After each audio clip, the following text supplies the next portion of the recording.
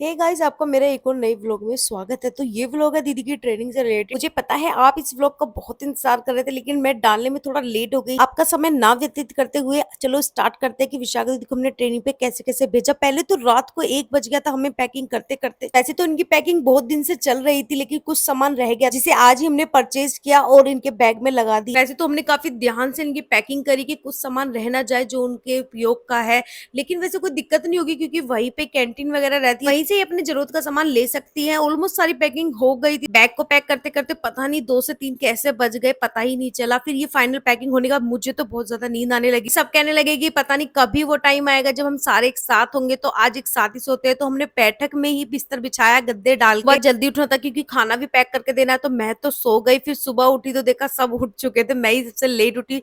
पहले तो हमने ब्रश किया। भैया भी कहने लगे कि रात तो सबको टाइम से सुला रही थी कि सो जाओ, सुबह जल्दी उठना है। अब खुद ही इतनी लेट। और जितने मैं उठी ना, मम्मी ने सब्जी और आटा दोनों ही तैयार करके रख रखा था। काका दीदी भी सो के नहीं उठी थी। पहले तो उन्हें उठाया और फिर यहाँ पे सब भैया पैकिंग वगैरह करने लगे और मैं भी इधर उधर देखने लगी कुछ छूट ना जाए। अब एक लंबे सफर में इन्हें जाना था, तो मैंने सोचा खाना भी बना के दे ही देते। तो मैं इधर पहले तो इनके लिए चाय बनाई, फिर पराठे वगैरह बनाने लगी क्योंकि पता नहीं ट्रेन में तो कैसा ही खाना मिलता है। इतने चाय बन के तैयार हुई, विशाखा दीदी भी नहा के आ गई थी। लास्ट काम रहता था इनका टिफिन पैक करने का। मैंने फटाफट पराठे बनाए और मम्मी ने इनको तेल लगा के सेकती चली। सब मुंह धोकर फ्रेश हो गए, तो मैंने सबके लिए चाय बना के इसे सबके पास लेके गई ना। जिसे नहीं भी पीते थे वो उसने भी चाय पी, क्योंकि मौसम भी कुछ ऐसा ही हो रहा था। मुझे तो पता नहीं आजकल क्या ही हो रहा है, जैसे ही मैं उठती हूँ ना और खाने पीने की चीजें देखती हूँ तो मुझे भूख लगने लगती है। इस वजह से सुबह 5 बजे ही ना मैंने 2 पराठे के साथ चाय इंजॉय करी, और मेरे अलावा ना किसी ने भी पराठे नहीं खाए थे। कल से ही ना विशाखा दीदी का मूड पूरा ऑफ था क्योंकि इनका जाने का तो बिल्कुल मन नहीं था, लेकिन फाइनली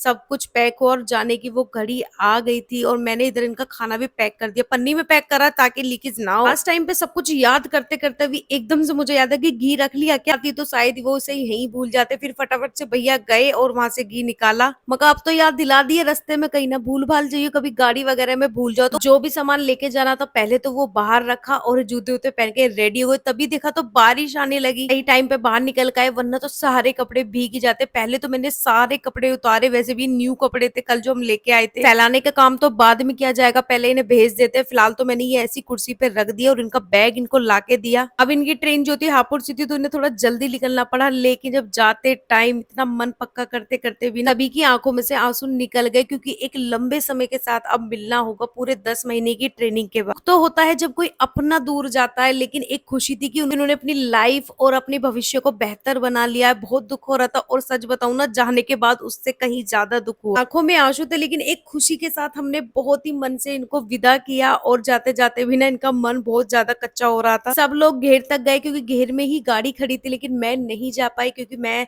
थोड़ा बाहर कम निकलती हूँ। इनके लिए ना वैसे ही लेट हो रहे थे, तो जल्दी जल्दी गाड़ी में सामान रखा और ये घेर से निकल लिए।